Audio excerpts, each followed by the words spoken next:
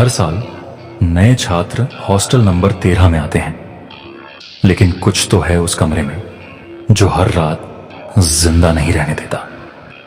रहस्यमयी परछाइयां, बंद दरवाजों के पीछे की चीखें और एक अधूरी डायरी।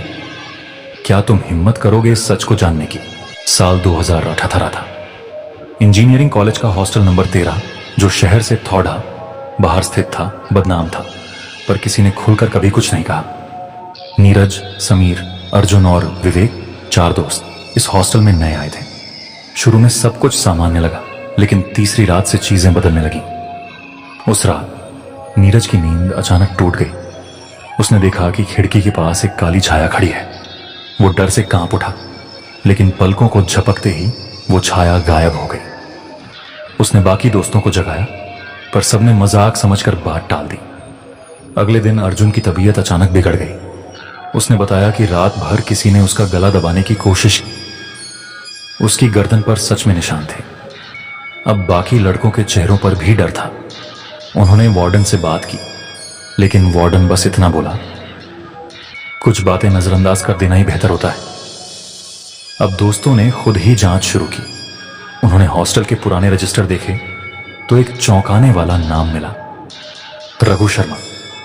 यह लड़का 2006 में इसी कमरे में रहता था।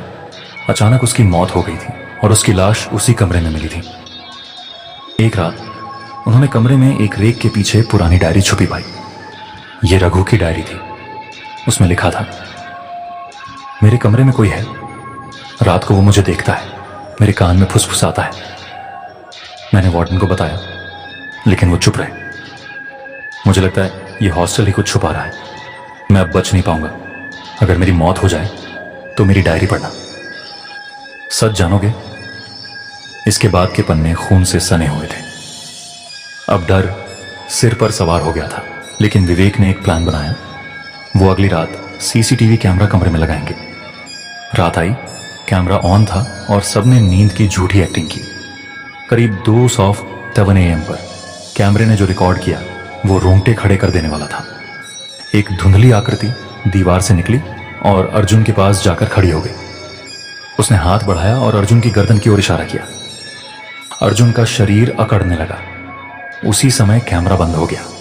अर्जुन चीखते हुए उठ बैठा। सबने उसे संभाला और कमरे से बाहर भागे। सुबह जब कैमरे की रिकॉर्डिंग चेक की गई तो स्क्रीन पर एक वाक्य उभरा, मैं अभी गया नहीं हूं। जिसने मेरी मौत का कारण बना वो अब भी यहां है। अब दोस्तों ने एक बड़ा कदम उठाया। हॉस्टल के पुराने कर्मचारियों से बात की।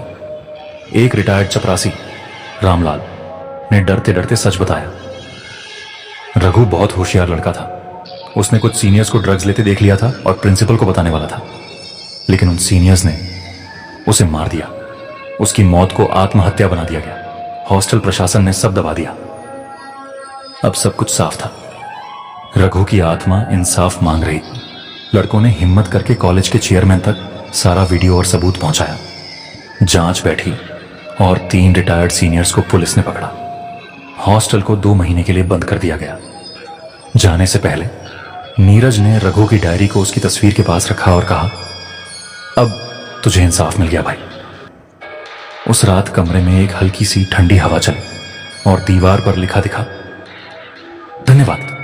इसके बाद से हॉस्टल नंबर 13 में कभी कोई अजीब घटना नहीं हुई, लेकिन उस कमरे का दरवाजा आज भी बंद रहता है, क्योंकि कुछ कहानियां खत्म नहीं होती, बस सो जाती। Please like, share and subscribe.